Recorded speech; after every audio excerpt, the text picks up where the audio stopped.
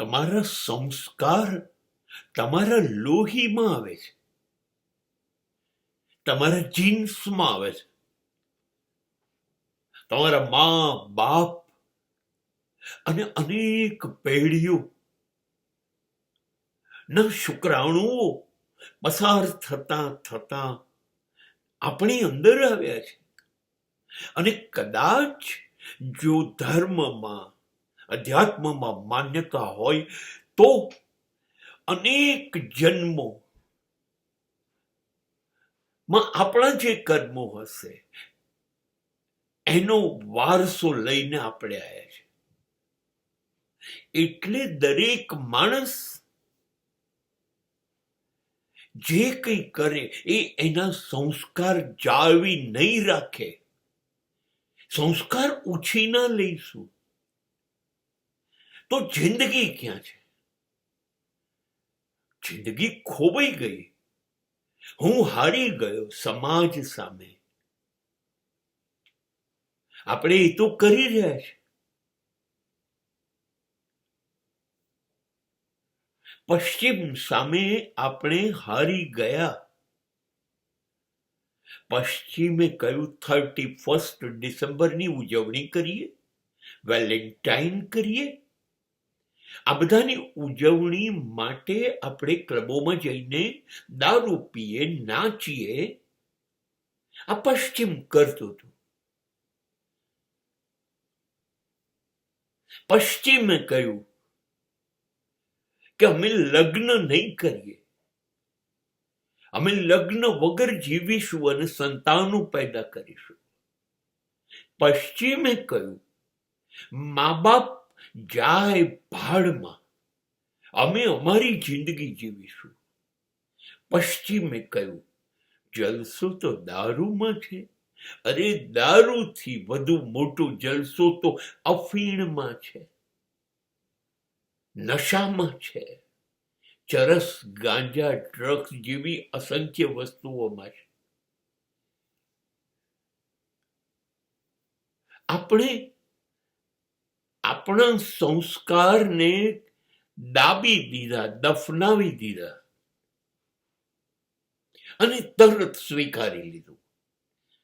એ ખરાબ છે એમ નથી કહી રહ્યો, પણ એના દેશ માટે બરાબર છે.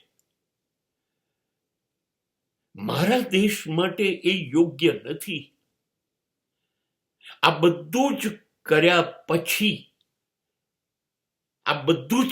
પછી એ લોકો એક વિવેકાનંદ, એક શંકરાચાર્ય, એક બુદ્ધ, એક મહાવીર પેદા નથી કરી શક્યા.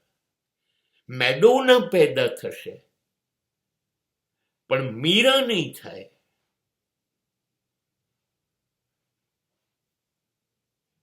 તમારી સંસ્કૃતિ અદ્ભુત છે. હા, વર્ષો થશે એને મિટાવતા. જુઓ તમે, એને ખતમ નથી કરી શકતા.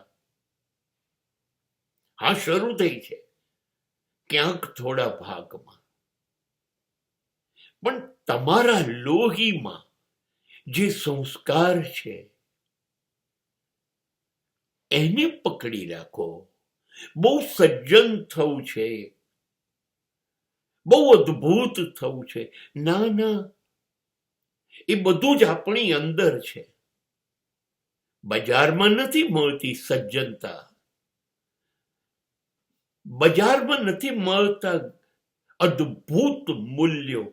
સત્ય, નીતિ, ન્યાય, કરુણા, ધર્મ, નિર્દોષતા, સહજતા, સરળતા, આ બધું બજારમાં નથી મળતું. લગભગ તમારા વારસામાં આવે છે, અથવા ઈશ્વરની કૃપા હોય તો તમારી ઉપર એ વરસે છે.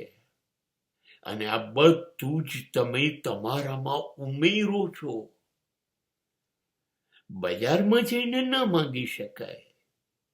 500 ગ્રામ સજ્જનતા આપો, 500 ગ્રામ નિર્દોષતા આપો ના, બજારમાં ક્યાંય મળતું નથી.